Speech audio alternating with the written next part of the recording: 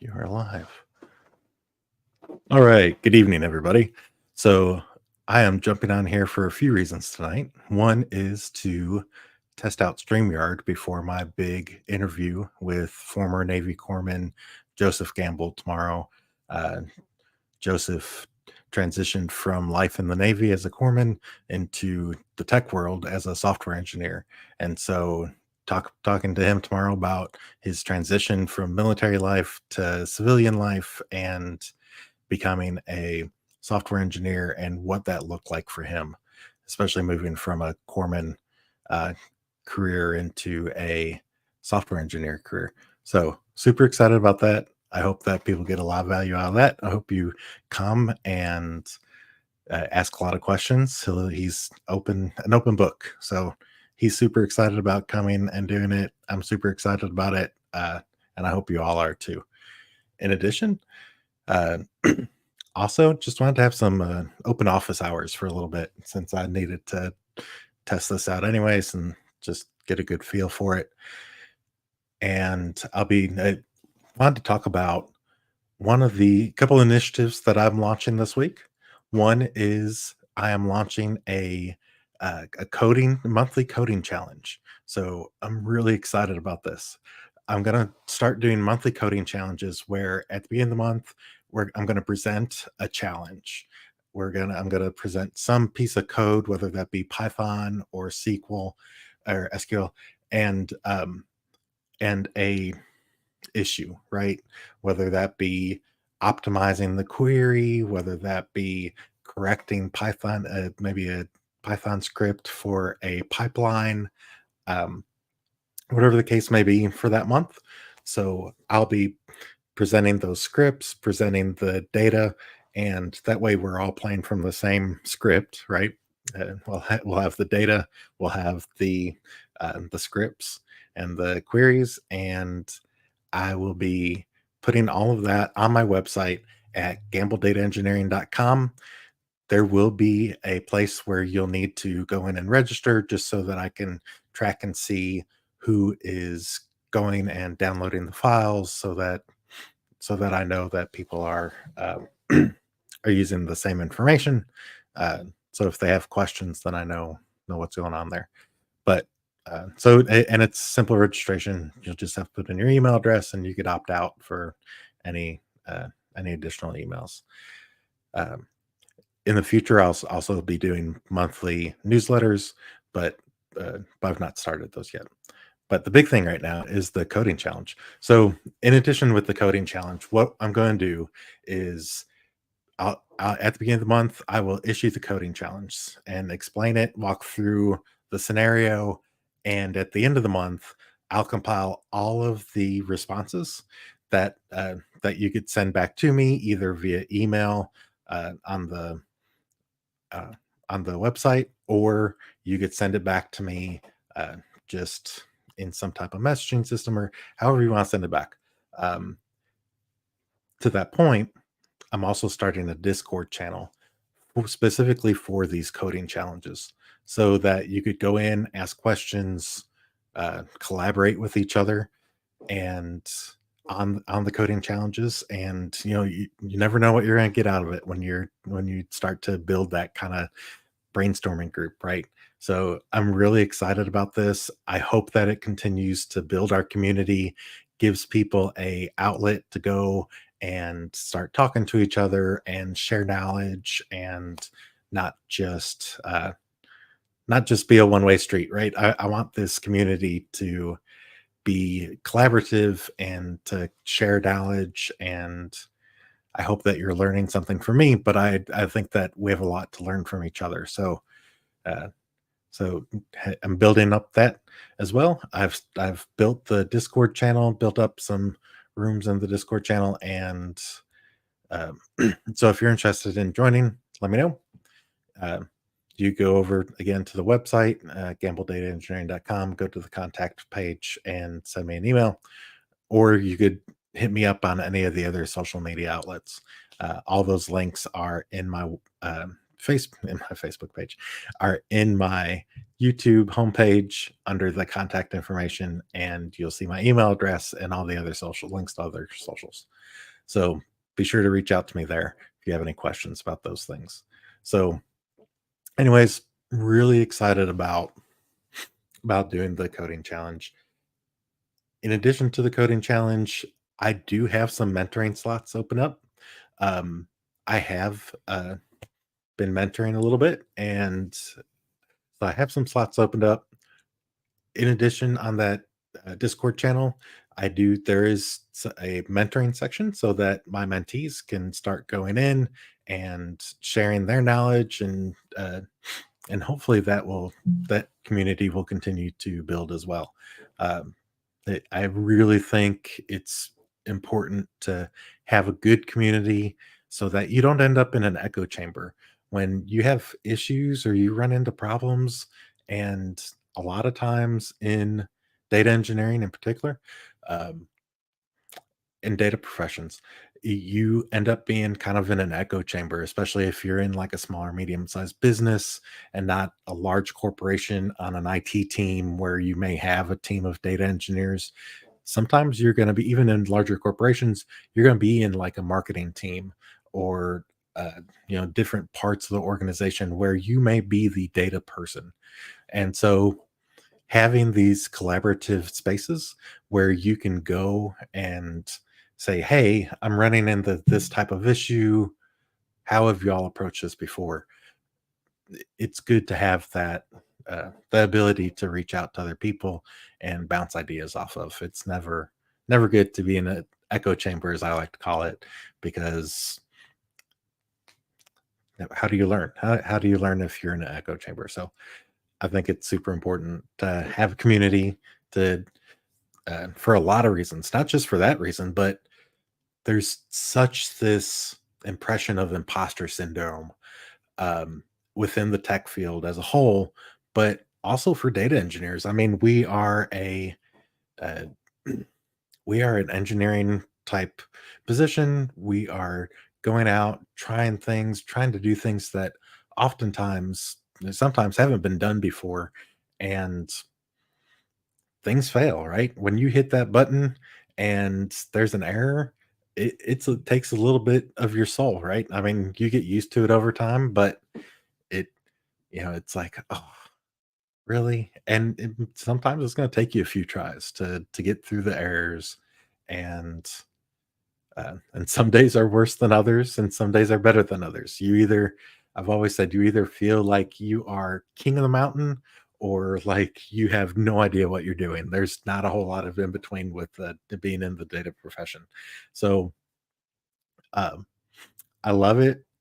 There's, but there's a lot of that, a lot of imposter syndrome when you have those days that just nothing will run for you and nothing's quite going right, or it's some duplicate shows up in your data that you've already pushed to production, and you're like, oh, right.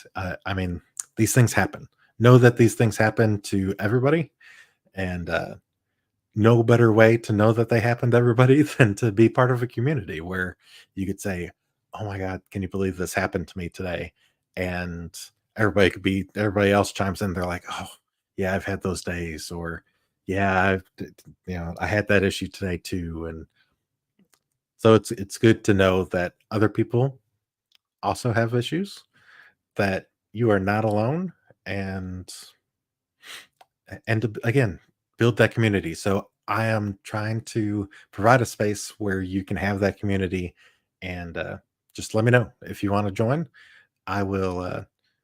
I'll invite you to the Discord channel. So be sure to ping me if that's something you're interested in.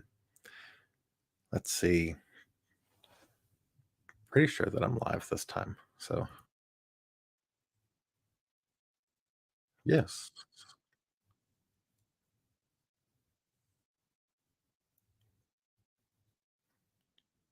looks like it's maybe a little delayed, but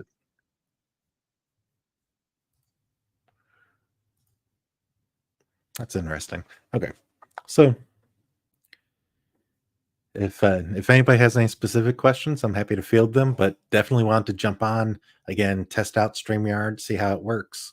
I'd love if you dropped a comment in there just to, so I could see how it works and see, as I'm playing with it in preparation for my live interview tomorrow with the former Navy corpsman turned engineer. So in addition, was that person left?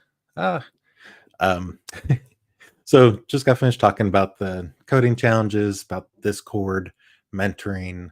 Um, yeah, if anybody has any specific SQL questions or specific data engineering questions, be sure to let me know. I wonder if let's see, wonder if I go in here and gonna split this out here. So as I'm looking this up,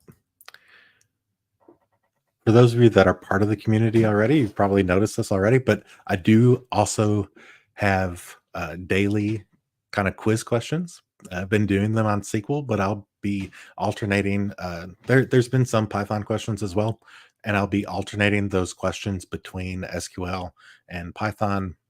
In addition, I'll start to sprinkle in some other data engineering concept type questions and maybe some Azure AWS kind of cloud configuration and usage type questions to continue to kind of quiz people on those things.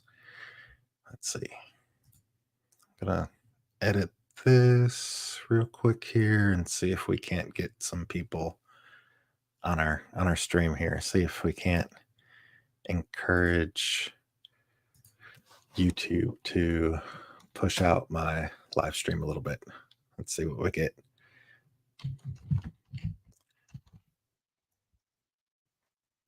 Sure. That seems fine. We're gonna go here. Let's add SQL and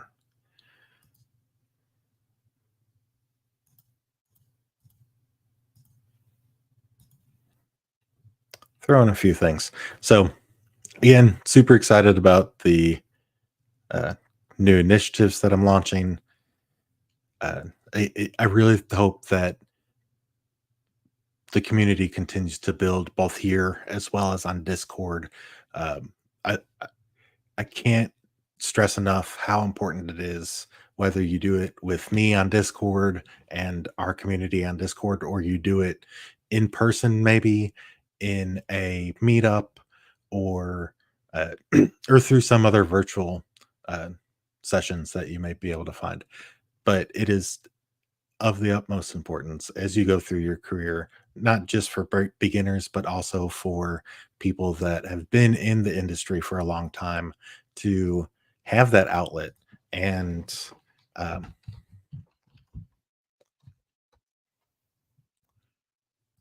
be able to have a community to share their concerns with, to share their excitement with. You know, you get it's important, especially as you have a larger project for your mental health and for your imposter syndrome that you may encounter, to break your things up.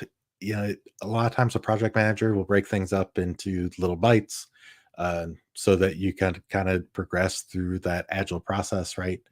um, in addition, it's important that you yourself break things up into little bites, because every time you accomplish a goal, your brain releases a little bit of serotonin and uh, you know encourages you to move forward, right? Even when you've been struggling and having issues, encourages you to move forward. So be sure that you're breaking things up into smaller bites uh, for your mental health. So in addition, let's talk about this month's coding challenge that we're going to do. So I'm going to do a brief overview, kind of a brief preview of our coding challenge for this month. So this month's coding challenge is going to be around uh, query optimization. If you don't know about how to optimize queries and what's good for efficiency and what's bad for efficiency as far as SQL goes and when you're writing your queries, then be sure to check out some of the SQL tutorials. Um, they'll walk you through things like indexing, efficiency of join types, things like that. Um, but be sure to check those out. If anybody has any specific questions on SQL or just the data engineering career path in general, be sure to pop those in the chat. I'm happy to answer any questions. Um, so, the coding challenge for this month is going to be around optimizing queries. And what I have is I have a data set that has 500 customers. It's a Coca-Cola sales type data set, a million sales records, and um, and some order items, about 2 million order items. So I'll provide the data sets. You could go out to the website. There will be a zip file that you download with the data sets and the initial query, and then you can take that. And again, for these coding challenges, I'll give you probably about 3 weeks, and I'll take the results from the coding challenge, and whoever has the best result for that came in first will be I'll have them as a spotlight on the coding review that I'll do for the coding challenge at the end of the month. So again, I'm really excited about the coding challenges that we're launching out this month. I hope that you all participate, and I really look forward to spotlighting some people on the channel of how great they did on the coding challenge, and get your name out there too, if that's something that you're interested in. I'm even happy to take your LinkedIn uh, your LinkedIn profile and throw it into that code review. So, but if anybody's interested in that, be sure you ping me, let me know. Be sure you subscribe and like so that you get that notification when I launch that coding challenge, probably Monday. But a little preview of it is again, this month is going to be optimizing. So indexing, understanding uh, efficiency of different join types, different things like where clauses and how to organize things to make your queries more efficient when you're looking at millions and millions of records, right? And because it's super important, the larger the data set is, the your query efficiency becomes more and more important, as your BI group maybe tying in their reporting into your queries, into your views, into your tables, making sure that you have indexing in place but not over indexing, um, is important. Again, if anybody has any questions, be sure to put them in the chat. But over indexing, just to talk about indexing for a minute. Indexing is great for analysis reasons. Indexing is not great for write operations. So when you are loading data into the table, because SQL is having to go in and re-index, it's going to slow down write operations incrementally if you're just doing it on a couple of columns. But if you're doing it on every column in the table, it really could slow down your write operations. So that's why you don't use them for like OLTP databases, which are transactional databases. Really, you're using them for analytics and to speed up your queries. But again, over indexing is bad. So it's a balance. So again, the coding challenge is going to be on efficiency. I have some Coca-Cola data sets, and I'll be issuing out the data sets along with the code on Monday. Does anybody have any questions? Again, I'm happy to field any questions that you may have. I think I'm going to post a comment just to. And again, we're starting the Discord channel. this week as well, so that people have a place to collaborate on not only on these coding challenges, but on data engineering in general, or any data profession, really. There's so much overlap between data engineering and analytics and science that it's important to understand a little bit about everything. Um, I talked about this a little bit in my 25-year uh, video that released this morning. But when I first started out 25 years ago, you were just a data person. Like, if you became the data person for an org or for a business, I was responsible for, you know, DBA type responsibilities and, granting and removing access. I was responsible for the data engineering of identifying data sources, pulling them in, automating all that, um, making sure the data was clean and whole and accurate, and all the way through the reporting piece. There was something called crystal reports back in the day that I used to do reporting.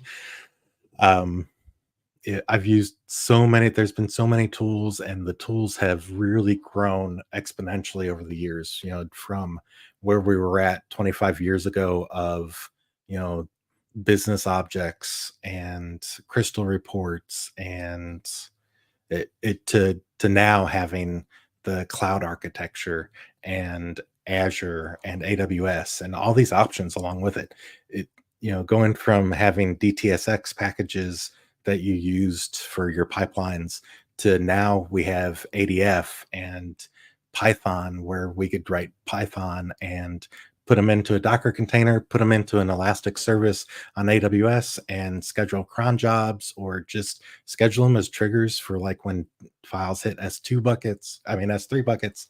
Uh, or if same concept in Azure, right? If you're dealing with Azure and maybe a K8 Kubernetes cluster, um, so many cool things that we have now that we just didn't have 25 years ago, and the communities that we have now that we didn't have 25 years ago because there just weren't a lot of us out there. There's more of us now.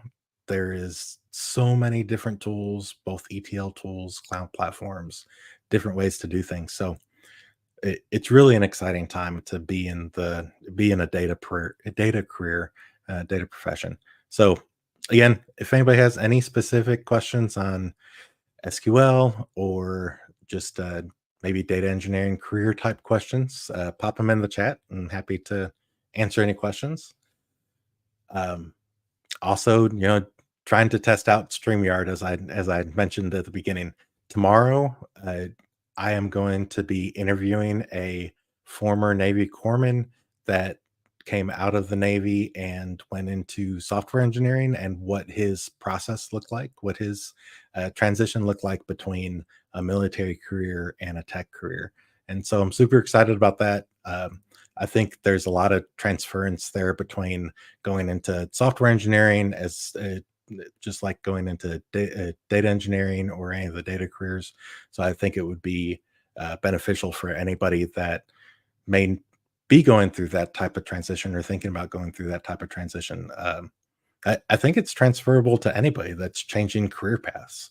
If you're moving from a sales career into a data profession career, same concept, right? You're having to pick up some additional skills. You're having to go from something that you're comfortable with, that into something that may be a little scary. Um, and having these communities and having the collaborative environments where you have somebody that you could ask questions to is super important. So again, we're starting the Discord channel this week, starting the code challenges this week as well. That will do the monthly code challenges, and the uh, and kind of the winner of the code challenge will get spotlighted in the code review that we do a few weeks later. So really excited about the new initiatives that I've got going on. Hope to continue to build these communities. But again, please, if you have any specific questions, I'm a open book, whether it be a question about a specific SQL uh, issue that you may be going through, or any type of Python or data engineering question you may have. Even last I think the last live that I did, I talked about generative AI and how it's going to impact data engineering. It's again, exciting time to really be in the profession. There's so many things going on. Um, let's see what else. Um, Looks like we do have a few viewers. So again, any specific questions at all? Just put them in the chat. Um, had to look down at my mic to make sure I wasn't muted or anything. Um, Hopefully at this point, 25 minutes in, somebody was said, "But hey, we can't hear you." Um, but I hope that y'all are getting stuff out of the uh, videos I've been posting. And again, if there's a specific direction or a specific tool that you'd like to see me demo or spotlight, let me know. One of the things that I'll be doing in the next 2 weeks is really think that SMBs, small and medium sized business, are a kind of a, a a group that doesn't get a whole lot of attention when it comes to data because they think that it's either too expensive or too complicated for them to do, or they think that they don't need it, that there's not going to be a lot of value for them. There's so much value for SMB, small and medium businesses with their data, things that they can do that they may be spending a lot of time doing now, they can automate pulling data from all the different tools that they may have, all the different systems that they use into into just a database. Doesn't even have to be anything uh, super elegant. It could just be go out and install a SQL Server Express on a local computer and have some Python scripts that are scheduled with Windows Scheduler that run and pull data with APIs from QuickBooks and push the data into their SQL server, multiple times a day or once a day, whatever the case may be, and then have some dashboards with what their sales look like, what their kind of their customer view looks like of these customers are buying these things. Hey, it gives you ideas to make decisions, right, on how you're going to market to your customers, what customers you're going to market to. Um, in addition, kind of tells you what the health of your business is to be able to have data from QuickBooks and your point of sale and your marketing all fed into one place, even if it's Excel files that you have. Um, oh, that's awesome. Thank you, Fancy. What led me to creating this channel? So that's a great question. I, I've been in this career for 25 years, and let me go back a step, I guess. When I first came out of high school, I was deciding between sports management and teaching. Obviously, neither are what I ended up doing, but I have a passion for teaching and mentoring, and I really enjoy it. And for me, one of the biggest benefits that I've had when I was in my uh, leadership positions was when somebody was able to gain the skills to move up into another role from like a junior into a professional or a senior position.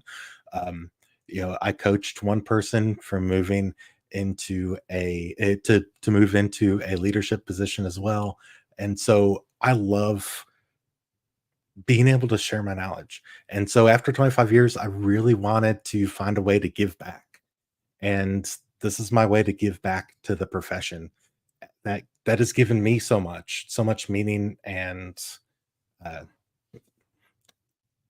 and my career. It's given me my career in my life. So that's why I'm doing it. I want to get that out there and share and help other people get to where they want to be with their data professions in their data careers. So hopefully that answers your question. In addition, um, I'll say that also There's a little bit of me too here. It helps me, like, I'm gonna be doing the like, I've got, several demos that I'm kinda mid script on, and so it helps me to know and keep in touch with what all is out there as far as tools go that maybe in my 9 to 5 job that I don't have a chance to do and interact with, but this gives me that platform to be able to go out, learn about it, and then teach and share that knowledge with you all as well. So so pretty excited about doing some of those demos as well. And I really think that small and medium sized businesses are a it just they don't get the attention that they deserve from data professionals. So I want to be able to share that knowledge so that they don't feel so afraid of starting their data journeys. Uh, it, I really think that anybody can do it, especially if you're smart enough and talented enough to have your own business. That takes a lot. Um, and if you could do that, you can learn enough about how to manage your data and enough about how to technically do things from tutorials and from YouTube or from documentation that you could get things in a place where you could start making real business data driven decisions. So it a lot of passions. Mostly my passion is the teaching piece. Thank you, Fancy. That's awesome. I'm gonna test something out real quick here because I want to see. Yeah, that's awesome. So yeah, thank you. Um,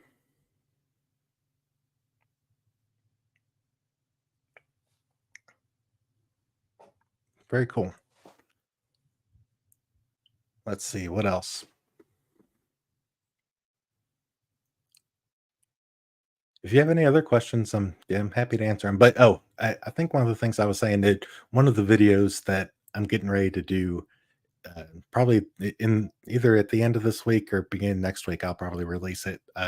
Is about SMBs and walking through how to get your data out of QuickBooks and into a SQL server, so that you could start doing some custom reporting off of them, so that you could combine that data with things like maybe a mailing list that you may have or some type of marketing, your point of sale systems, and being able to pull all that data into one place so that you could do additional things, like send out marketing, uh, explicit marketing to certain customers based on their buying patterns over the past several years that they may have had with you, whether you're a software business that sells services or a business that sells uh, actual products.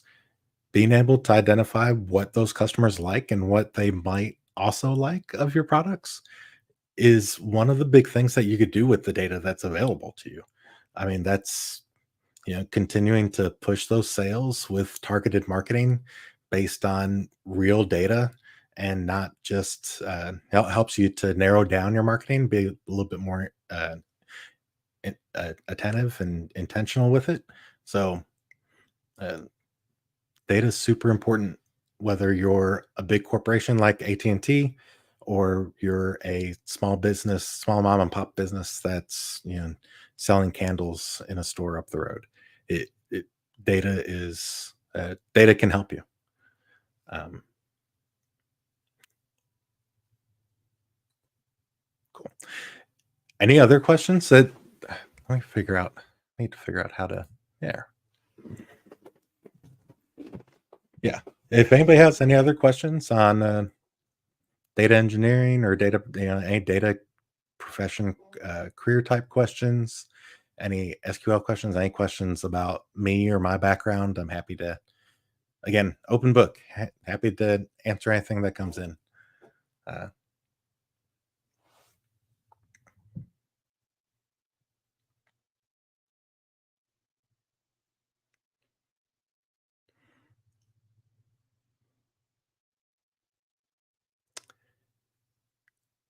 playing around with some stuff here.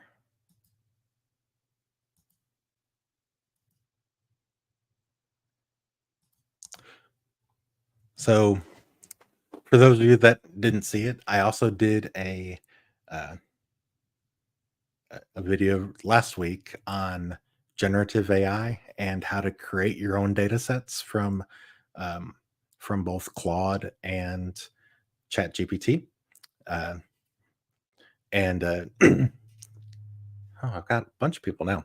So, anybody has any questions, be sure to pop them in the chat. I'm happy to answer any questions. Again, whether it be a data profession career type question, a specific SQL question that you SQL question you may have, or a Python question, and I've even broached generative AI a little bit. So pop those in the chat. Let me know what you got, and happy to have those conversations tonight.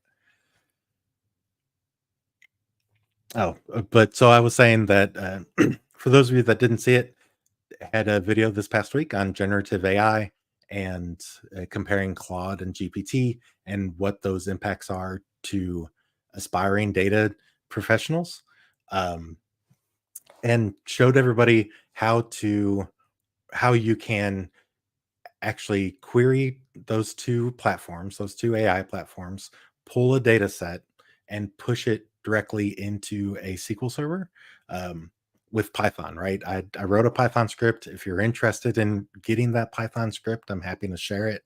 I could send you a link to the Git location where you can grab it. Solo developing a full-fledged large-scale reporting SaaS product. Wow, that is a big undertaking for one person. um, depending on the company that you're working with. Uh, so I think that tips would be to one kind of as far as the company that are you doing it independently for your own company, or are you doing it for another company? If you don't mind me asking, I'll answer both ways. So if you're doing it independently, just for like a portfolio type thing, then you know the big things are either way. Really, make sure that you are detailed enough. And we have about 30 clients that we need a reporting company that I work for. Okay, okay. Um, Attention to detail, I think, is super important. I think that's probably without question in any type of data project that you're working, making sure that the data is going to be consistent and reliable, making sure that you're have consistent cleansing, that you're consistently doing the cleaning type steps for the data along the way for each of your different data sets that you may be pulling. um, and I'll answer the data side thing of the SaaS product at least. Um, so making sure you're consistent in your practices is super important. If you are contracting, making sure that you have you know things in place for for your own protection, making sure that you have things like insurance if you're you know a consultant. But if you're doing it for your for a business that you're actually a W-2 employee for, um, just making sure that you are paying attention to all the different things that could go wrong. It just because it looks one way to the data looks one way today doesn't mean that it's going to look the same way 3 months from now. um, Putting those things in place that are going to alert you when something changes, as opposed to letting that data flow through and your end user seeing it in a report, right? Making sure that you're getting those alerts, or somebody within your group are getting those alerts so that you can adjust, so data doesn't flow into the wrong column, so that things don't just fail and then all of a sudden somebody doesn't have data.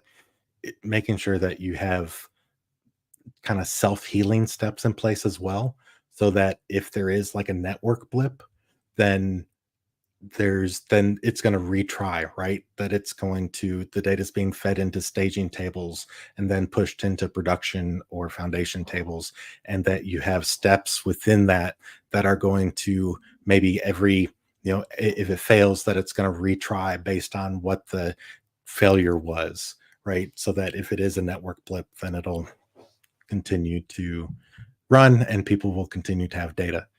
Um, having those self-healing type steps in your pipelines are super important.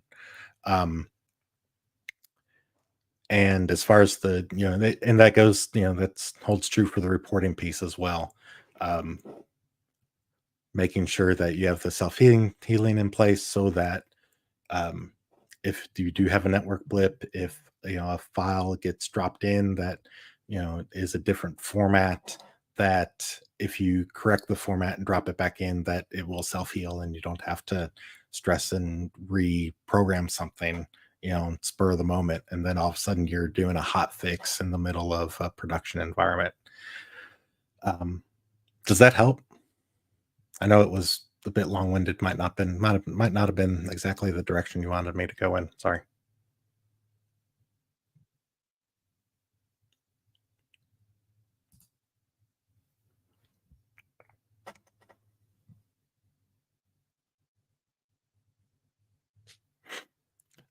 One of the big things too makes sense. One of the big things too there is, I talked a little bit about indexing, but not over indexing, not over creating indexes for your your analysis solutions. Um, and making sure that your queries are written efficiently, your views, your queries that are feeding into your reporting are written efficiently, so that your refreshes don't incrementally take longer and longer and longer. Um, yeah, staging tables super important. Keeps you from uh, throwing stuff into production that may not be ready for data may not be ready to move into that production table yet. And in addition, enables the self-healing, right? If you have a staging step that is being, you're doing that load, you're extracting, you're loading it into a staging table, maybe you're doing some transformations from there and then pushing it into production. um, Having that staging step in there is an important step. And then again, where I was going a second ago was making sure that your views and your queries, um, for the reporting are written efficiently. That you're not doing left and right joins when you could be doing an inner join. Inner joins are always going to be more efficient than left or right joins. um, Making sure that you've indexed on the columns that you need to index on, but not over indexed, right? You don't it be just because over indexing is going to slow things down as far as your write operations when you're feeding data, when you're writing data to those tables. So, um, from a data perspective, those are the things that I would watch out for. Those are the pitfalls that people fall into, are having right and left joins when really they could be inner joins. And um, using CTEs where you can, if you have subqueries that you're using over and over again, so that there's not a bunch of table scans over and over again when you're trying to run the queries for the reporting. Great questions. Thank you. That's awesome. And that sounds like an exciting project. I hope you enjoy it. That'll be fun, I think. All right. Let's see. Checked out Mojo to speed up your Python execution. No, but I'm going to write that down so I can.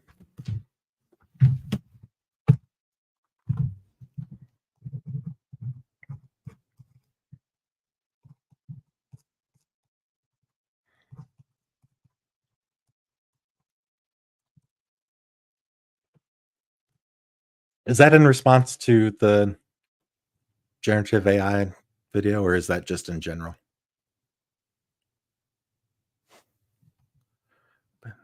This project like 2 years now. Data is big. Data is big. I worked when I worked at AT&T, uh, I was in the cybersecurity group, and we were being fed all of the telemetry data from all the nodes that were out at all of our customer places, and it was a ton of data. I mean, it was probably a terabyte plus a day. Trying to know, but it's changing. Yeah, yeah. I'm gonna have to check out Mojo. I'm excited about that. Thank you, thank you.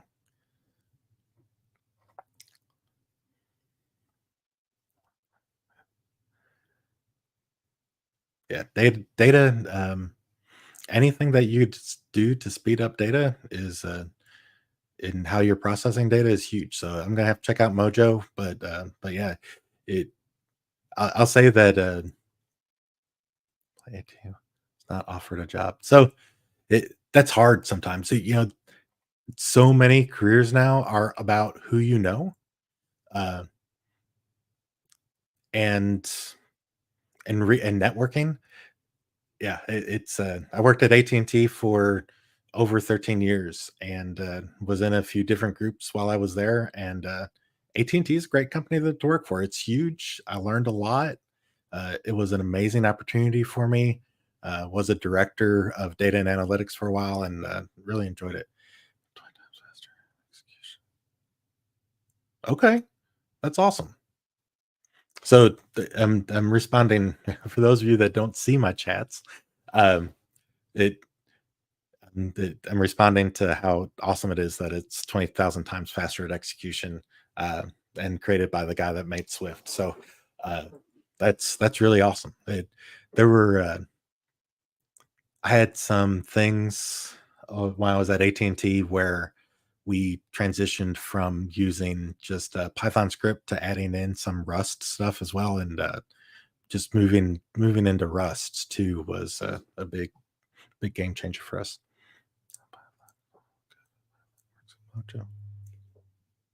Very cool.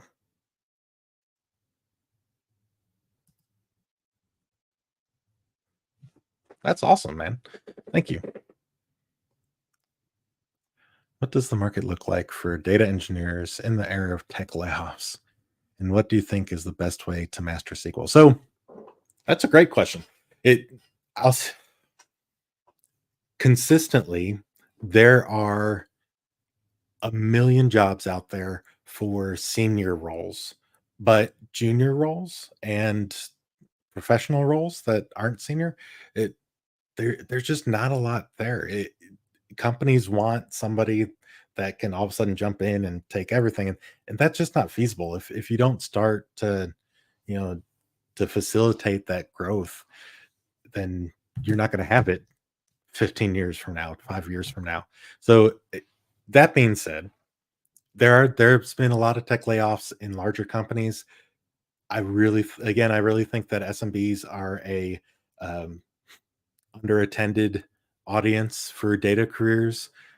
I think that, when you do get laid off, if something does happen and you do get laid off, making sure that when you're out there in your job search mode again, that you're not,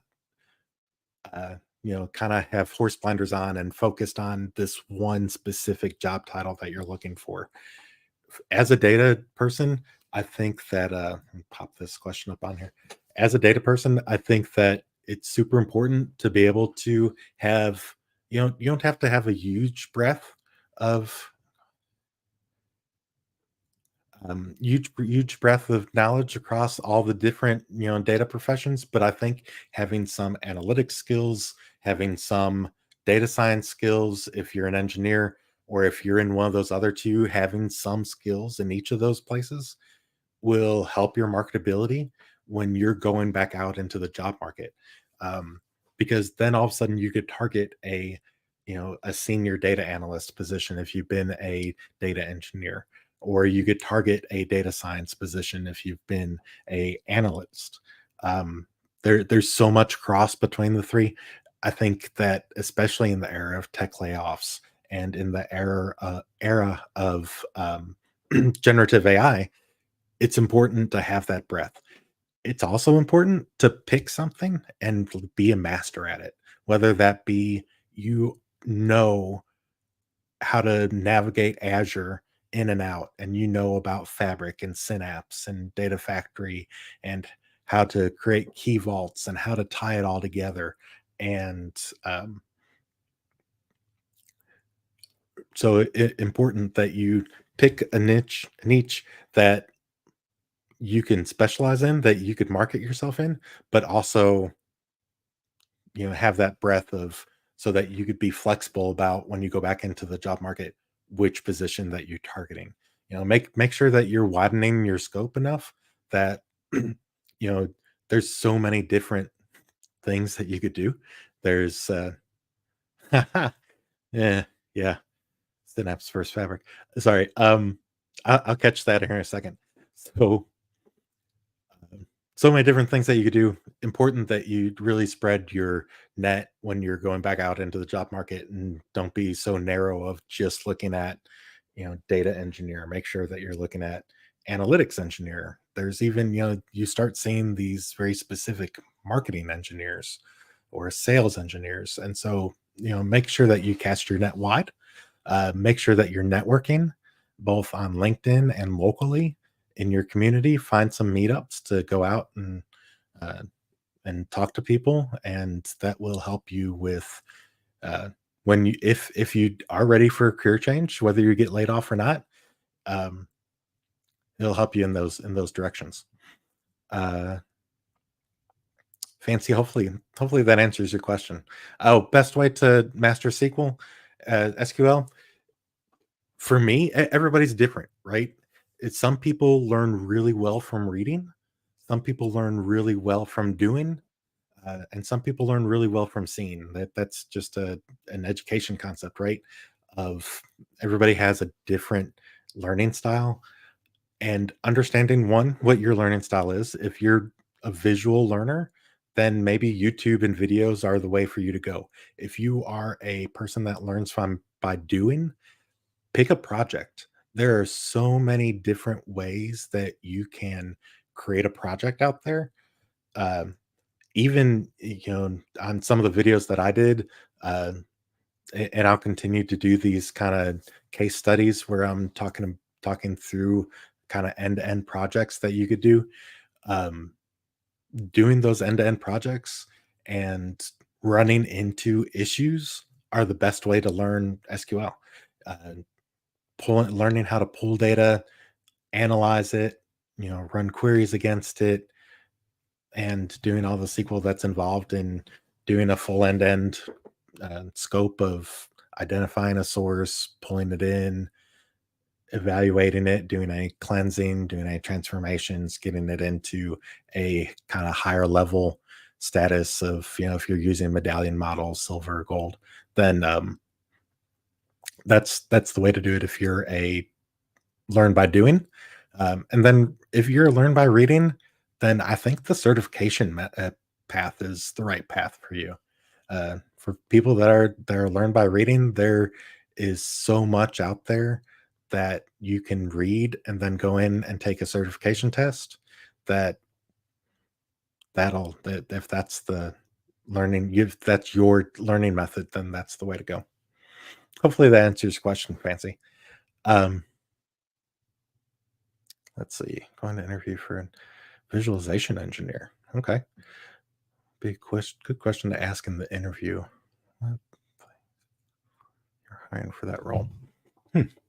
So I'll say that I've never visualization engineer is a new one for me. BI engineers, data engineers, obviously. Even I've interviewed and hired a couple of software engineers. Um, Visualization engineer, I'm assuming, is like a BI type position. Um, it So I have 5 questions that I ask in every interview that I go in, that I am the interviewee.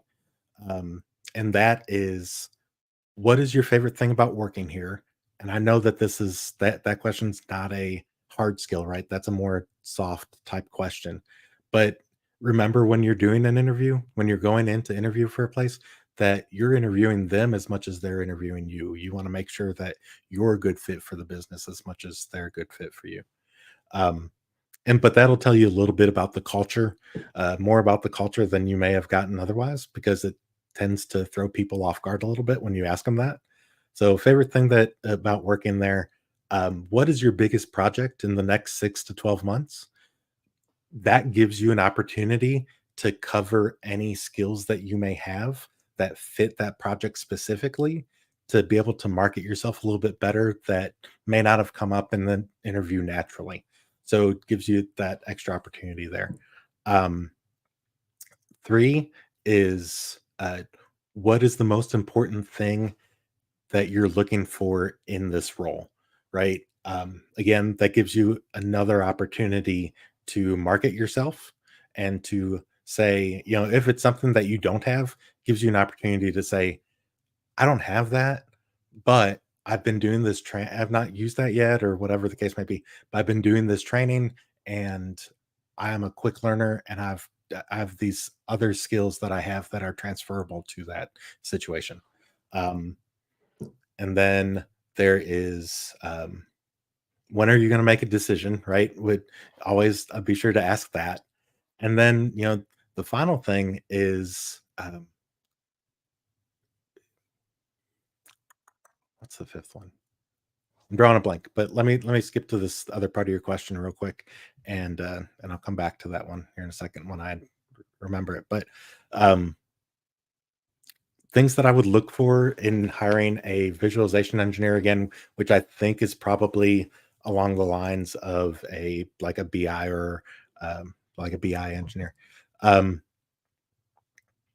would be things that I'd be looking for is I can teach, right? I could teach you how to use Power BI or Tableau or Looker. What I can't teach is your desire to learn those things. So, being that's one of the things that I always look for when I'm doing interviews is that desire to that hunger for learning and for learning new things that you don't know yet. One of the biggest things, right? The other thing is depending on the level, right? I've hired for several senior positions, at least having a good foundation of certain things like SQL or Python. Probably not for maybe not for visual as much for a visualization engineer, but SQL probably is an important piece still. Um, for a visualization engineer, maybe some ability to have some aesthetic skills as far as being able to make things look appealing and be able to uh, visualize the story that you're trying to show with that data. Um, for an entry level position, maybe not as much. Um, I've got a couple of those fancy that I'll talk about in a second. Um, but those are the big things.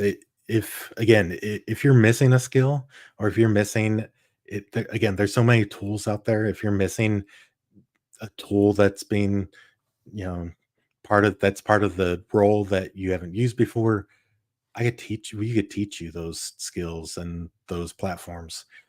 Um, what I can't teach is that hunger for learning. Um, let me cover the Synapse versus Fabric real quick here.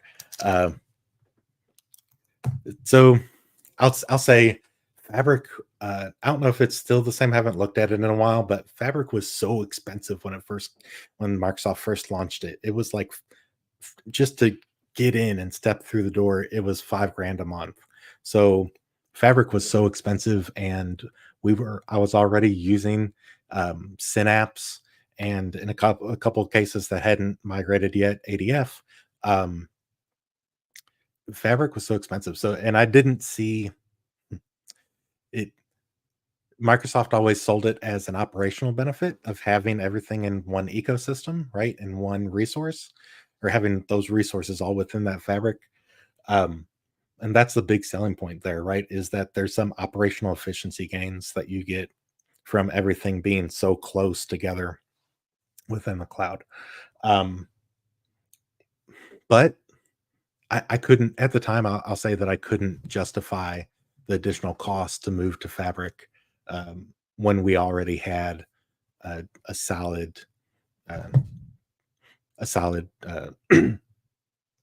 thing going on as far as having an Azure SQL server, having Synapse that was connected to it. Power BI was already connected to it in Synapse.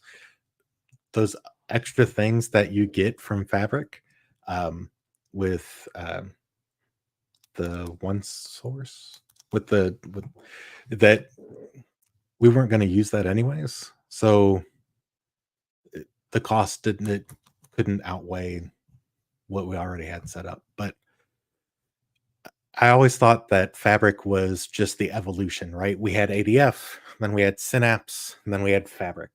And so I think it's just really the evolution of those resources for um, Microsoft. My personal opinion about how Microsoft marketed it to me when I was at AT&T and at Sirius. What's the most challenging project that I've worked on at any point in my career that taught me the most? So I had one of my probably most challenging and favorite project that I worked on is migrating from AWS to Azure. And I've done that a couple times now. I really enjoy migrations, and probably that makes me a little bit of a sick person on the inside, um, but it teaches you a lot. It gives you, uh, uh, I'll give you that here in a second. Um, so it really taught me to learn different things that maybe had been done wrong previously. It gives you a chance to refactor some code that yes, okay. I, I'll come back around to that. So moving from AWS to Azure, and I even had one where I was moving from Azure to AWS. So it's different, right? AWS and Azure are two very different platforms, and the what I was doing in AWS was I had Python scripts that I put into Docker containers that we were running uh, in the Elastic services, right? On like a EC2 box and within AWS. And so breaking all that down and moving it into Azure, and because they didn't, AT&T didn't want us to use Kubernetes.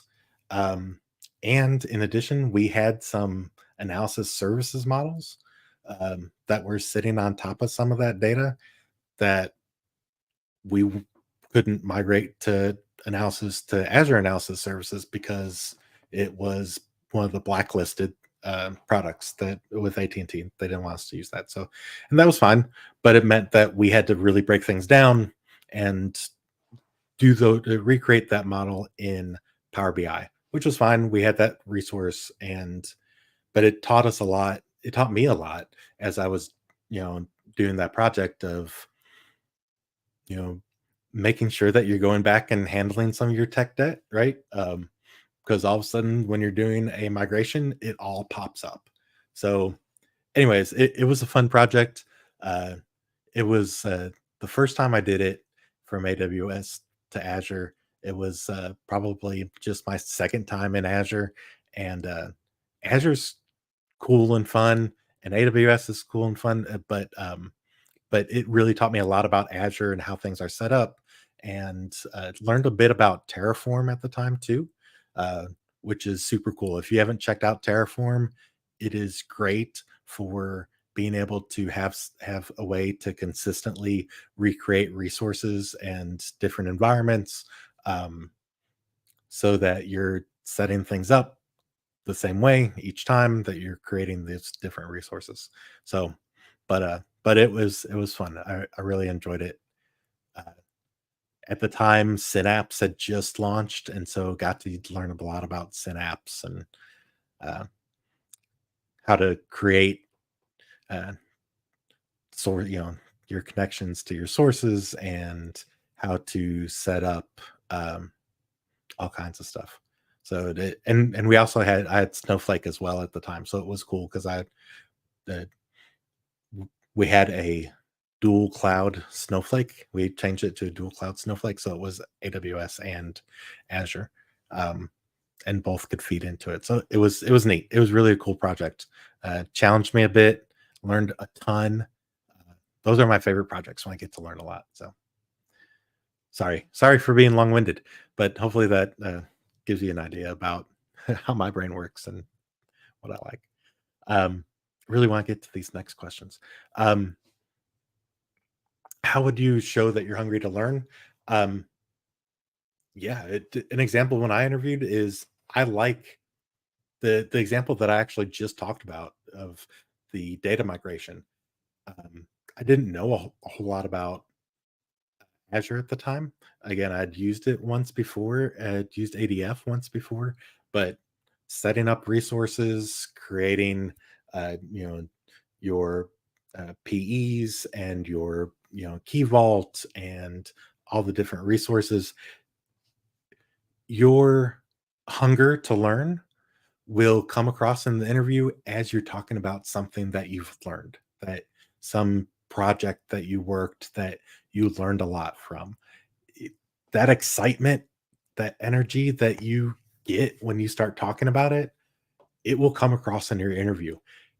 If you're worried that it won't because of nerves, practice, pick a couple of examples where you were learning a lot in a project or in a situation that you had, and practice it in front of a mirror and practice showing that excitement for learning. And that's how you show that that you really are hungry to learn.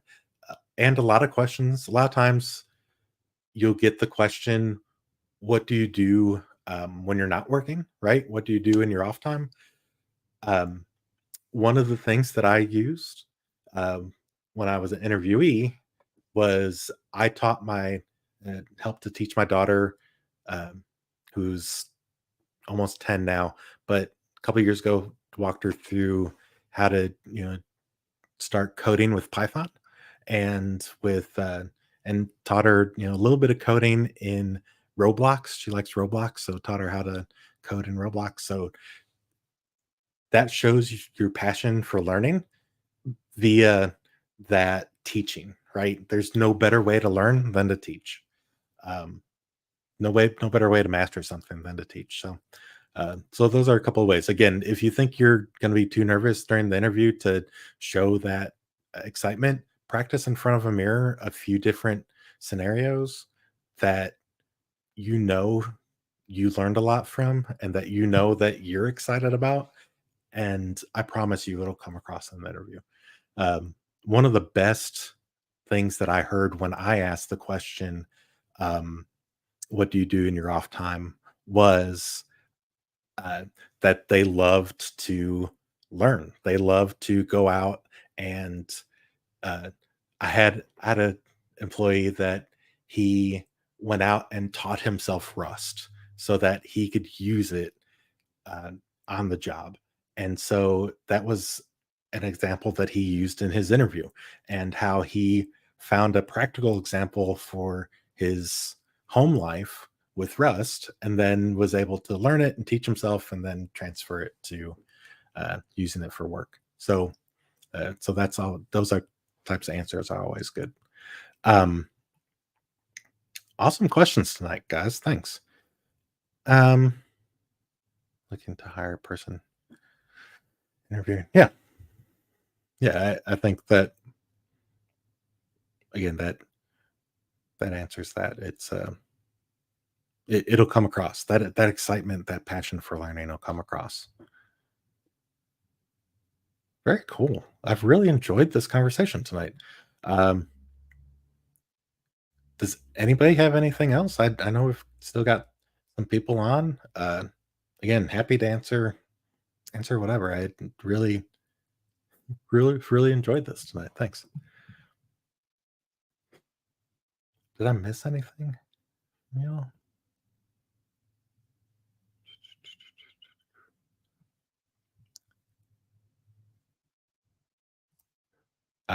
And I will say that AT&T again is hard to get into if but if you network with somebody that is at AT&T, that's probably one of the best ways to get in if that's the direction you're interested in going with. If you really are passionate about being part of AT&T, then I think that finding somebody to network with that still works at AT&T, or or if you want to work with me, I'm happy to. I still have plenty of connections over there that still are there, so happy to help you with that. Um, if you picked up your linear algebra book to learn how to make better AI models, um, been a long time. I probably would be good. That's a good idea. Um, algebra, algebra is linear algebra is something that we use in programming all the time, right? I mean, it's weird how uh, people people not in the profession, not in a data profession or some type of programming profession, don't really, for lack of better words, crap on algebra all the time. But algebra is something we use all the time. Algebra is something that everybody uses all the time. When you're trying to figure out, okay, I've got $50 and I need how many of this can I buy?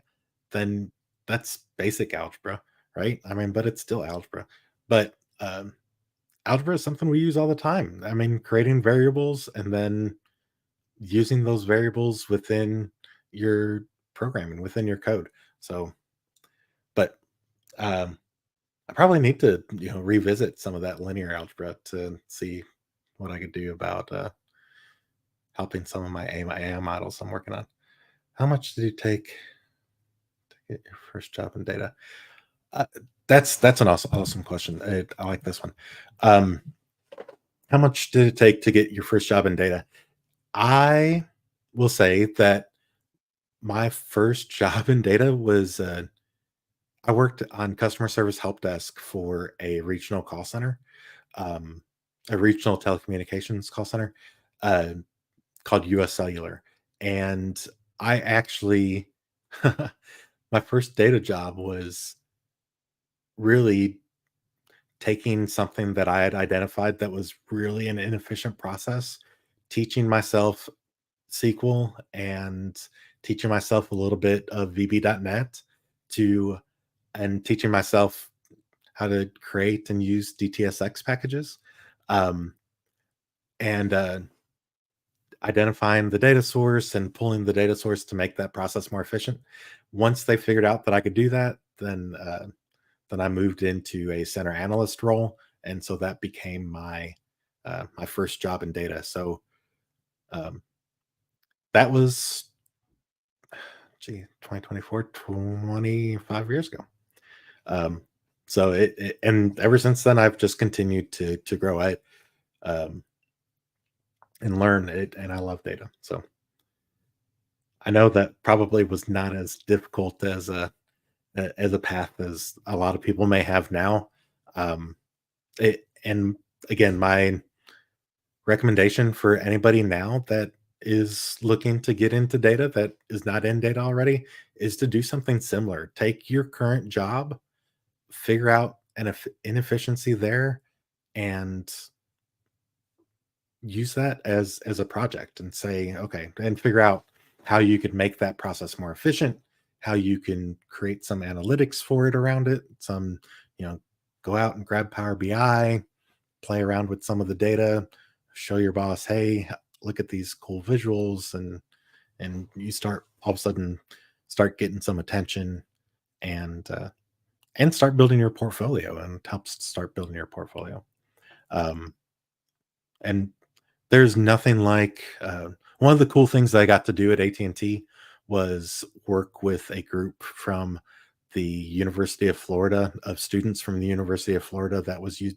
We're doing a project where they got to partner with a corporation, and I fed them some anonymized data, and um, and then they did some predictive analytics around what cybersecurity products would sell best to what customers, um, and creating a model based on that. And so I think having those types of experiences really help.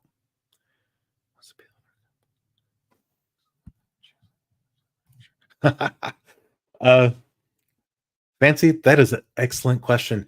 And I will say that generally, my opinion is, in my experience, is that it comes down to dollars and cents.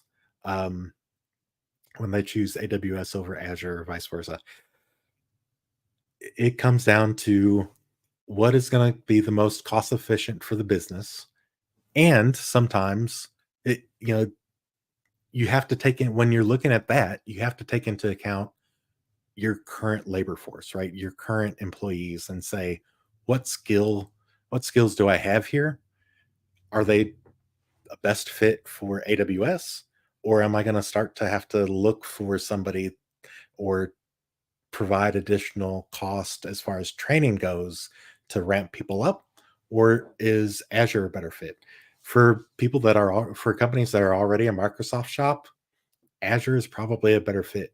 Um, if you are already familiar with SQL Server and SSIS packages and um, analysis services and Power BI, and especially if you're already using Power BI, it's a good fit for Azure. Honestly, with Power BI, you could connect to like a RDS Postgres database on AWS as well. It really doesn't matter. Um, but if you're already familiar with the Microsoft stack, that that's probably Azure's going to probably be what the company goes with. Um, but if you have a very technical um, group of employees, if you have a very technical group that you're already working with, and they're solid in Python and Linux, AWS is an awesome choice. I love AWS because of the Elastic stack that they have, because of the flexibility with being able to create like a Fargate instance or a EC2 instance, and being able to use those Linux boxes to, you know, run batch scripts, and to uh, to run your, Python, your Docker containers. So um, and there's nothing wrong with a good old RDS Postgres database that you're storing your data in for your data warehouse. So it definitely some options there. S3 containers are easier to configure and set up in some ways than ADLS containers on Azure. It's a balance. Usually comes down to dollars and cents. Let's see. Currently still in college. Start data through an internship. Um, Work as a senior BI engineer. It's a large risk management firm, power company. So that sounds cool. Always take a shot and apply. Yes, I would agree. Um, when you look at uh, a job rec, if you don't fit everything, and this goes back to a little bit what I was talking about earlier, as far as when you're doing an interview, if you're not a perfect fit for that, you don't have to make that decision that you're not a perfect fit. Apply for it. If it is something that you look at that company and you're like, that looks like a cool company to work for, I really think I'll love this data set, the things that they're doing with data, apply for it. Let them decide that you're not a good fit. Um, there's nothing wrong with interviewing and letting them decide that you're not a good fit. You may initially think that you're a great fit and go into an interview and be like, "Ooh, these people are horrible. I don't want to talk to, I don't want to work with them." Um, so it works both ways, but I agree with this one. It 100% always take the risk and apply. And then uh, one of the best things that you could do when you do apply is go out to LinkedIn. And I do this every time that I apply for something and get an interview. Um, as soon as you get that interview request and you see people's names on there, go out and find out what their history is, what they do, how long they've been with the company. Go out and just do a Google search on them. Go out and go to LinkedIn and and take a look at what their history looks like. Send them a message. Say, hey, I'm going to interview with you next week. I'm super excited about it. I can't wait to meet you. Um, I'm really looking forward to it. And start that communication. Yeah, soft skills are so, uh, I think, undervalued by interviewees, and are actually very valued by interviewers. Um, Again, I could teach you how to do things. I can't teach you the passion for learning. I can't teach you the ability.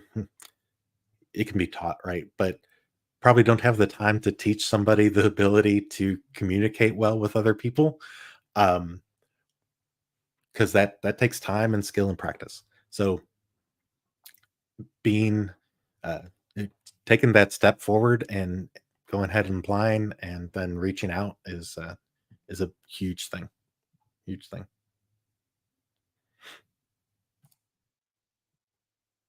Thought something else popped in here. Awesome. This is amazing conversation. Uh, Again, for those of you that joined in later in the call, I'm going to start a Discord group this week to start to help to communicate, to build the community and to provide a collaborative environment where we could all go and chat and talk and learn from each other. If you're interested in joining that community, let me know, and when I get it set up, I'll send you out some invites.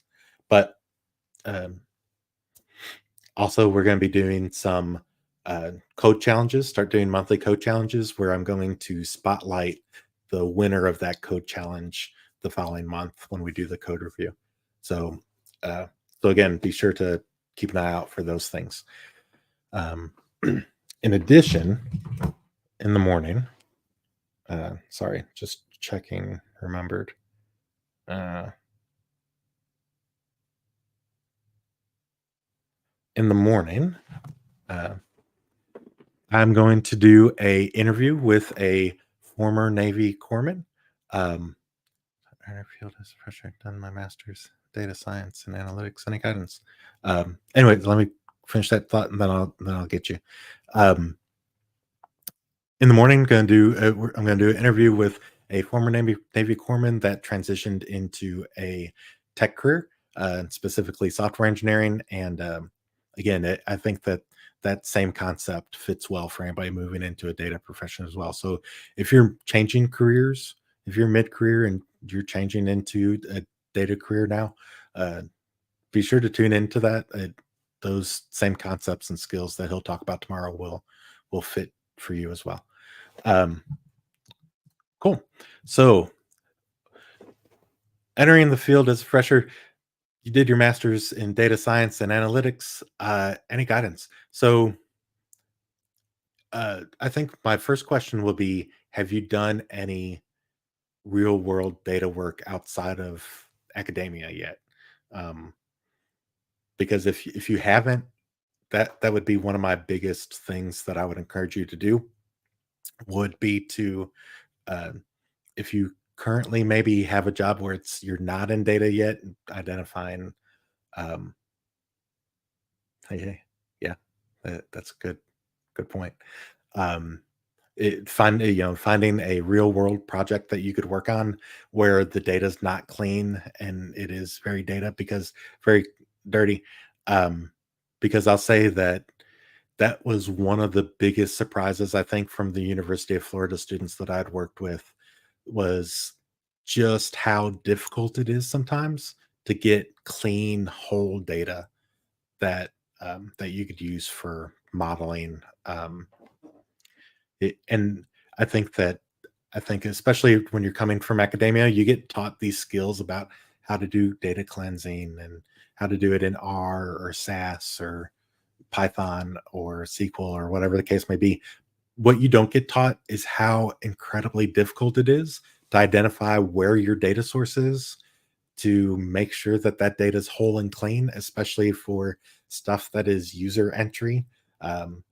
Think like a Salesforce data set that your sales reps are out there.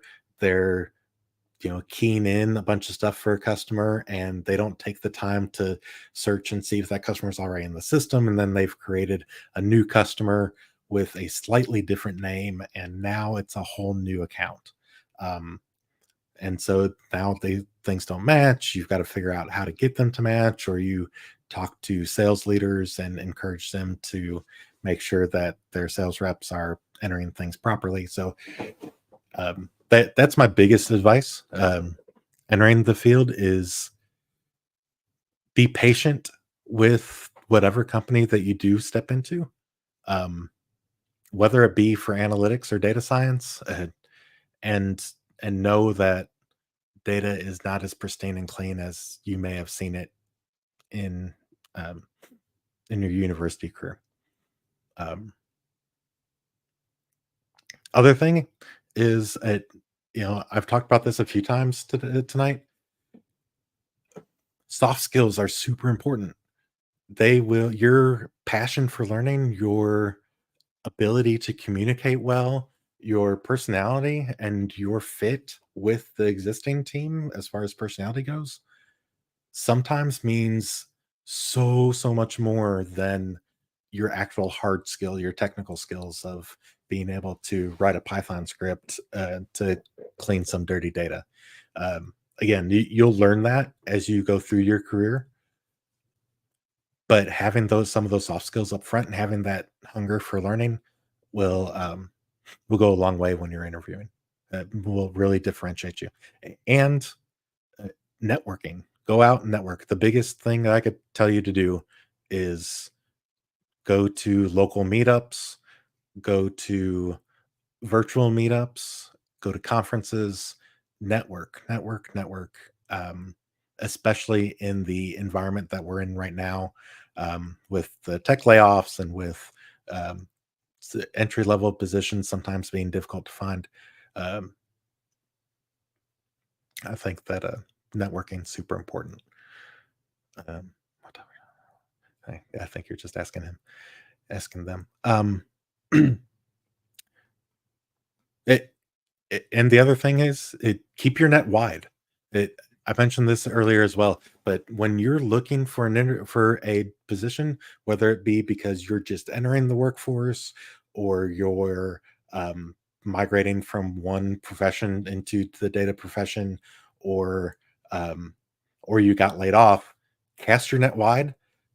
Don't be so narrow that you're looking for a data scientist position or a data engineer position or a data analyst position. Make sure that you're looking out there for a ETL developer, for a analytics engineer, for a marketing engineer, for a if you're going into analyst positions, look at data scientist positions, and don't be afraid to apply. If it looks like an interesting fit for it, an interesting company for you, an interesting position, but maybe you don't fit it 100%, but you fit it 60, 70%, let them decide whether you're a good fit or not, and whether they want to take the time and energy to hire you and train you and ramp you up. Uh, as somebody that was a director and was in that position hiring people, it's easier to mold somebody that doesn't know anything about a specific platform or a specific, you know, topic than it is to take somebody that's been doing it for 20 years and help them to let go of some of their old patterns, right? So don't be afraid to apply for something even if you don't fit it 100%. It's let the company decide. That's that's their job. Awesome. Again, this has been amazing tonight. I can't tell you all how much uh, this means to me that you all jumped on and are asking questions, and this has been really interactive. I really enjoyed this evening. Um, hopefully you all got something out of it as well. Um, did I miss anything? Let's see.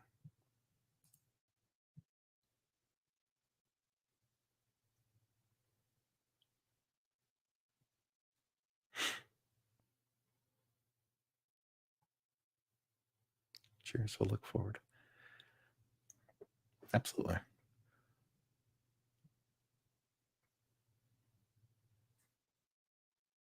Well, awesome. Uh, I see we've got several people still on. Again, happy to answer any questions. I've done a lot in my 25 years. I was, like I said, a center analyst. I've been a data analyst. I've been data engineer, senior data engineer. A lot of my most of my career was data engineer, senior data engineer. Uh, been a director of data and analytics for AT&T for a bit.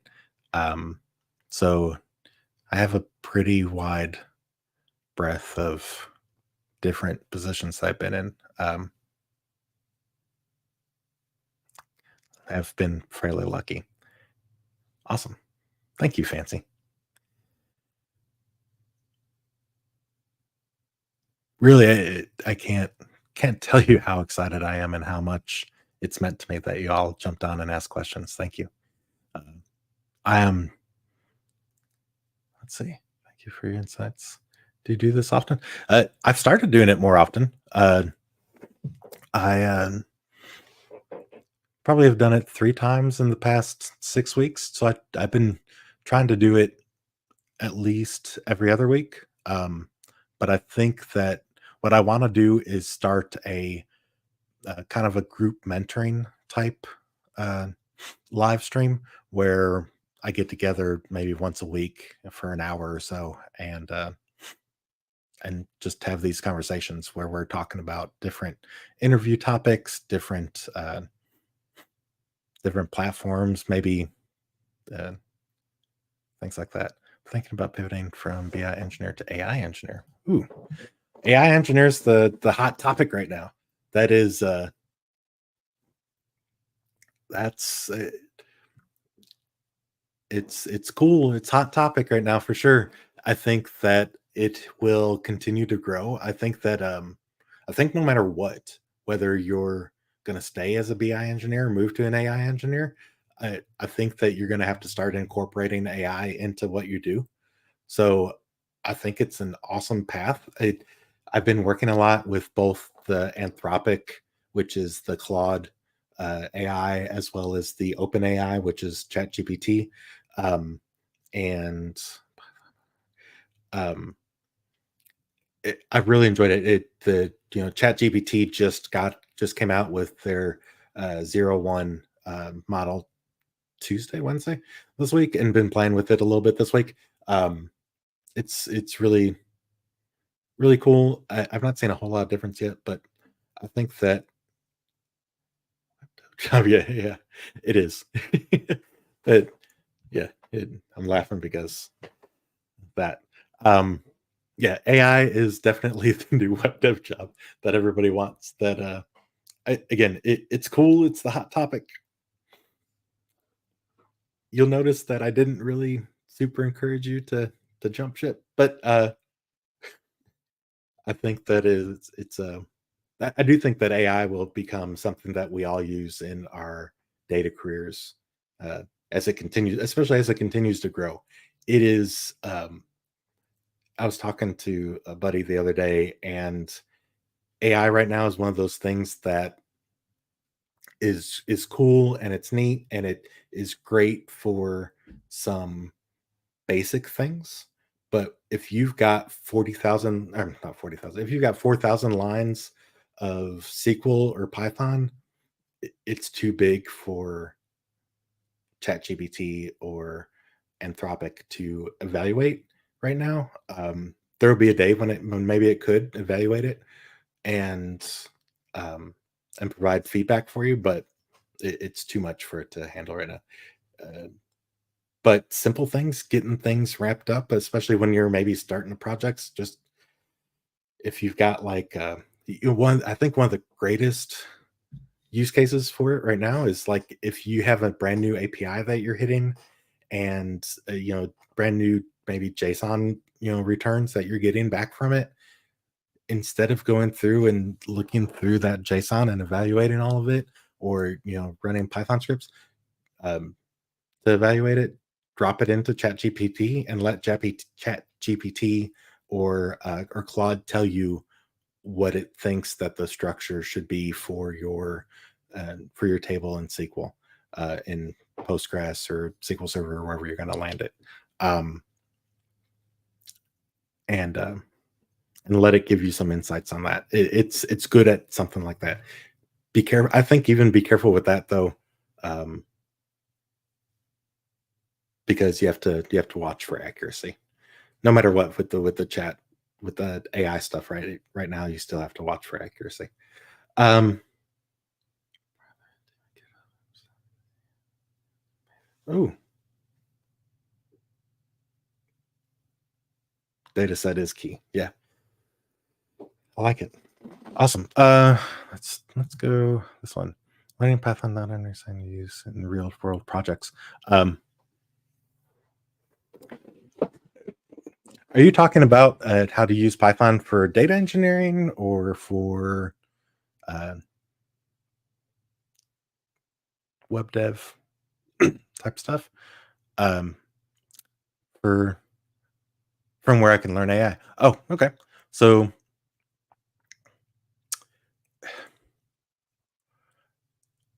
Python and AI, I think you could use it to maybe build like some type of specific chat bot, right? Where you're kind of have a narrow scope for what you want it to do. Um, or need to use it maybe for a business, and you've trained a specific um, you know specific created your own GPT where you need to use that specific GPT for a chat bot within your business, um, because you've trained it with your data set. um,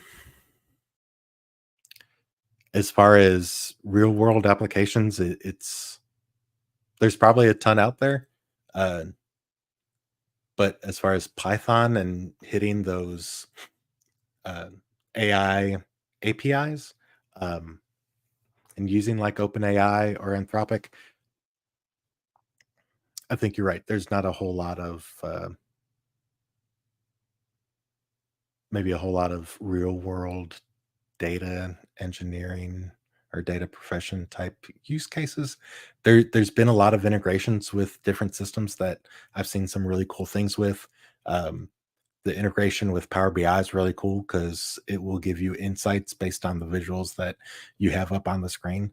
So things like that are great for AI. But as far as Python and AI and maybe a practical business case for where you're a W-2 person for a company, maybe that's a good point. Maybe not yet.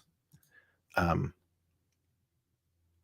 yeah, I would agree. Start with the research papers on about AI. Um, start with uh, start with learning all the ins and outs of the APIs for the different AIs that you can go out and get to, um, and seeing what you can do. Be creative with it. Uh, AI definitely has a place. Uh, I think, yeah, about how to train. Um, one of the, and one of the use cases for AI right now is it's a big topic as well. Is the you know synthetic data sets, right? Where maybe you work for a healthcare company and you need to anonymize your data, and maybe using your actual data is just not an option because of the security that and privacy thing laws that are in place, and you need a fake data set. You could do that with Python. You could use the fake library and create some fake data, right? um, but maybe you want it to really mimic the data that you have. I actually found that like if I ask ChatGPT to give me a data set that looks like Blue Cross Blue Shield claims data, it gives me a data set with names and all the coding pieces, like the different codes for what a person has and what the remedy was or whatever. I forget the exact wording of it. I've not had a career in healthcare, unfortunately, um, but it really does a good job of giving a decent data set. But maybe for training models, it would be a good real world use case for AI and uh, synthetic data sets. Um, I'm gonna put this up here because I think that it's important for people to see. Um, Keep in mind that AI is based on production code at GitHub, and the big piece here is that data set is key, right? Whatever the AI model is being trained on, that data set is really what it's learning from, right? That's what it's going to start outputting. Um, I love AI right now for brainstorming different methods to do different things, but again, fidelity of it and accuracy, just be careful with that. Make sure that you're reviewing what it gives you before you use it for anything. Um, it'll get you maybe 80% of the way where you want to get to, but uh, you're going to have to work for that extra 20% and do something. It's not taking anybody's job anytime soon. Um,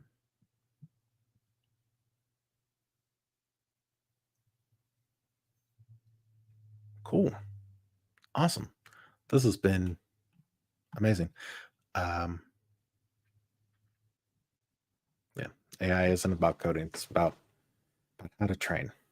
I think the biggest use case for AI right now, especially for aspiring data professionals, is use it to learn. Again, it's not going to be perfect. It's going to give you stuff that's flat out wrong sometimes. Um, I had one case where I asked it to help me with a Python script, and it threw some C sharp some C sharp lines in there, and I was like, "These are not. This is not Python." Uh,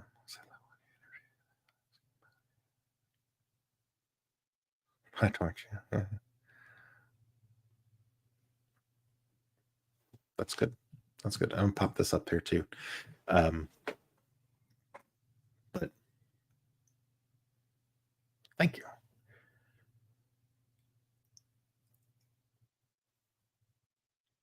So I'll read this out loud too. I will say that when you interview, they'll ask you about AI research rather than how you use PyTorch. Learning how to make models um, is huge. Even outside of AI, learning how to create models for machine learning and for um, you know neural networks and for uh, even testing and regression modeling and predictive analytics. Knowing how to model and what data is good to model with and how to identify the data that's good to model with and what data you need to use for the specific use case is will take you much further than narrowing your scope down to a specific AI use case. In my opinion, y'all may tell me otherwise, but that's my personal opinion. This stage in your career, what's next for you in terms of the work that you're currently enjoying and things that you're focused on learning or refining? Um, this is great. This is a great question, and I think that this is true. Hopefully, this is true for anybody that's going into a data profession. But um, I love part of the reason that I love being in data is because it there's so many new things. SQL's been around for 50 years, right? SQL's not going to change. It's not going anywhere. But uh, we have the NoSQL databases, right? Get out and play with Mongo. It is very different than having a object oriented or relational database. Um, get out and play with that. But what's as far as what's next for me in terms of what I am doing and what I enjoy doing, I um, I really want to start working with small businesses again. I worked with small businesses when I was younger and did my own consulting thing for a few years. I'd like to pick that back up and and help people start their data journey and show people how important it is and how much they could use data to make their business grow and to compete with some of the larger companies out there. Um, so that's a big thing. I've really enjoyed learning. It's starting to look at and learn different AI, the all the AI stuff that's going on right now. That's really fun, and again, I am starting to do some mentoring, and I it just personally uh, mentoring with people outside of just my 9 to 5. So I really enjoy that, and I will always pick something new up and try to understand it and try to learn it. So that's uh, that's me. That's who I am. My father told me when I was younger that to be careful what I chose as far as my profession goes because I would get bored, and I think that would be true in another profession, but in this, uh, it's kept me interested for 25 years, and so this was clearly the right path for me. And if continuous learning is not something that you enjoy, might not be the right path for you. But if it is, if knowing that there's going to be some base things that are going to stay the same, but the rest of it's going to continue to evolve and change around you, and that you're going to get a chance to continuously learn and grow and see new things happen, then it's the right place for you. It's super exciting for me. Hopefully that answers that went in the direction that you wanted me to go.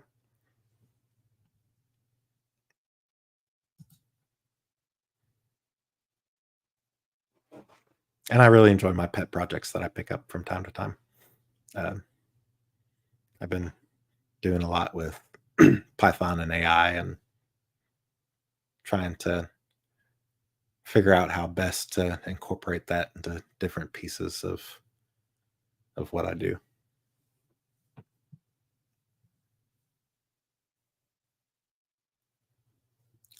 Cool. It again, it if you have any questions, it looks like we've got a few more people that have popped on. If you've got any other questions, be sure to throw them in the chat, and I'll answer what you got. I think everybody that's been in here for a little bit now knows that I'll just answer about anything that pops in there. So,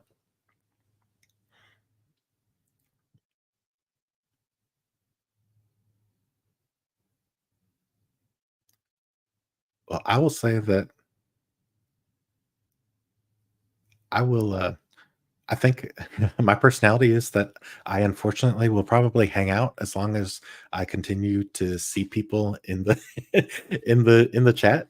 So so I'll hang out and continue to answer questions. No,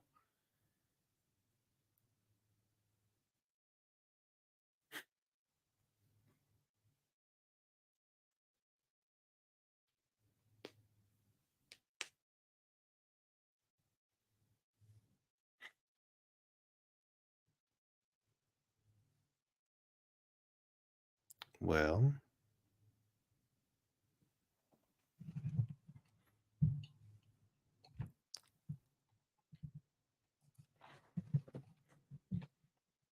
let's see.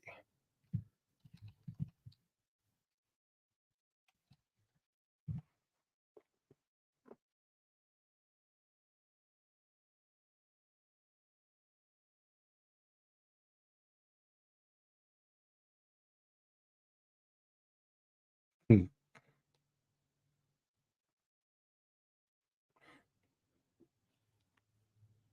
yeah,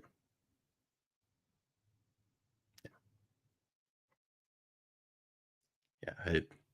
I mean, no, we don't know.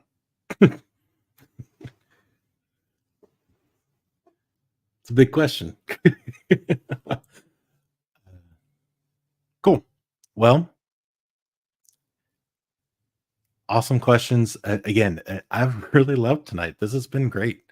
Uh, y'all have given me uh, a great opportunity to learn how to use this new tool of StreamYard here. Um, Again, if anybody, I've got my little board behind me, um, but if anybody wants to, reach out, feel free to do so. My email and all my socials are on my. What do you think small businesses haven't uh, collapse the world or make the world Star Trek like? Yeah, yeah. Yep. Why do you think small businesses haven't? I think the fancy's trying to ask why I think small businesses um, are kind of a underserved uh, uh, group as far as data in general. I think that for a few. I think that happens for a few reasons. One, haven't picked up on the value. Oh, value yet? Um, yeah, yeah. That's a great question. I like this. Um, y'all are gonna keep me going. That's awesome. Um, so this is a great question. Small businesses. So I've polled different groups a few times. There's a few groups that fall into this, right? There's the group that says it's too expensive. They have this concept of it is too expensive. I can't worry about my data because it's going to cost me a small fortune to bring somebody in here and help me with it. One, that depends on what their definition of expensive is. Two, it may be a situation when that's the argument, right? My argument is then let me teach you how to do it yourself.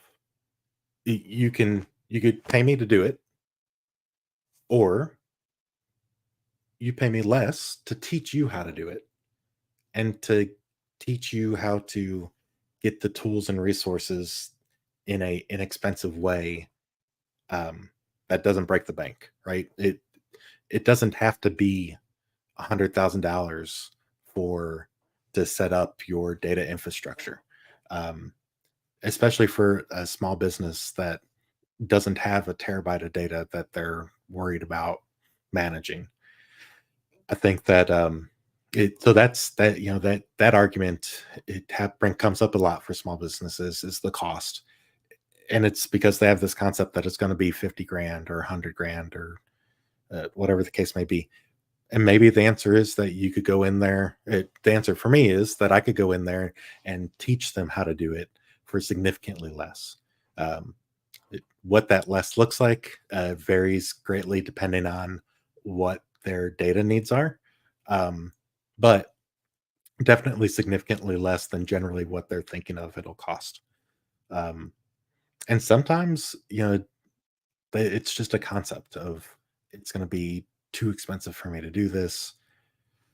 Maybe they've talked to a business that it was super expensive to have them come in and do it, and that doesn't mean that it's that case every time. Maybe it, a smaller scale project may work for the business to get them into a position where they have the data that they need or want in order to make good data driven decisions for their business. Um, the second objection that I see a lot is, after cost is that they think they don't need it. They think that it won't benefit their business. Um, that argument doesn't hold water because you can generally show them, hey, it, during that consultation, right? Understanding and if you could get to the consultation, right, then you could show them what the value is of the data that they have, right? You could explain different use cases for the data that they have that will help them to grow their business, um, or to help them take something that's inefficient right now and make it more efficient, right? There's it data's not always about creating a dashboard. Sometimes data is about setting up a data ecosystem for a small business is about creating some efficiencies within the reporting or manual tasks that they do currently. Um, one way is you know every quarter or annually when they're pulling all their data together to give to their accountant and going into QuickBooks and relearning where to figure how to export stuff or how to pull stuff out of it every time is you know, it's takes a lot of hours, right? It takes a lot of time. But if you set something up where all that data is feeding into a SQL server and they've got a report that they go out and hit a button and all the stuff that they need for their taxes exports into a nice, pretty package that they could hand to their accountant, then you've saved them hours of work a quarter and a year. Um, and showing them that they could do that, that you could do that is a big step um, in the right direction. The third thing is, um, and also with that, sorry, with that piece is, they think that they're every sales leader, even in a big company, whether it be big or small, think that thinks that their instinct is better than the answers that they're going to get from data. So uh, there's that always that contention that you may have to fight, even within a larger business. Um, the third thing is just the skill level, right? They maybe in addition to the cost piece or not knowing who to reach out to for their data needs is um, is the skill piece. They think that they just don't have the ability to learn the skills to be able to manage it once they have it. Um, and the reality is that if they're smart enough to own and run a small business, that takes a lot. That takes a lot of skill. That takes a lot of diligence. Um, then they probably have the have the ability to learn enough to continue to keep it running, keep the wheels on the bus after it gets set up, right? So those are those are my approaches, right? Is to show them that it's not as complex as they might think it is. Show them, talk them through a use case for their specific business as to how data can help them, and give them options as to, okay, I could come in here and set it all up for you, and it will cost you this. I could come in here and teach you how to get the tools and resources and teach you how to set things up. And maybe you set up a few things for them and it'll cost you this. Um, or I could give you these resources. Maybe the answer after the your consulting piece, after your initial consultation, is that you walk away from it and you were able to teach them where to go online to learn the things that they want to learn. And that's okay. Some of your interactions are going to be like that. Um, those are some of the best people though that will go out and tell their friends and the other business owners that they know and say, "Hey, this guy, he helped me figure out how to do these things on my own." And and word of mouth is huge. So all of a sudden you'll start getting business from other companies because they told somebody about what you did for them.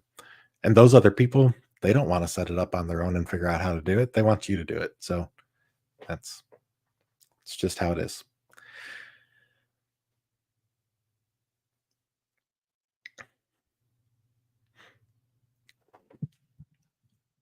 Very cool. Is it still is this just my same couple of people? Um,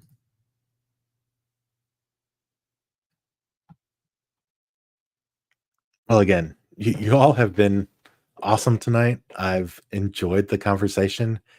It has been 2 hours, and I have a big morning in the morning doing my interview with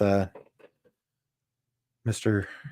Joseph Campbell, and can't wait for that. But if you're interested in hearing the interview with the former Navy corpsman and how he transitioned into software engineering. Be sure to pop back on in the morning at uh, 10 Eastern, and I'll be doing that with him in the morning. But aside from that, thank you all so much for jumping on here and hanging out with me. And I hope that you continue to jump on when I do these, and really have enjoyed the conversation. Hope that you did too. Thank y'all.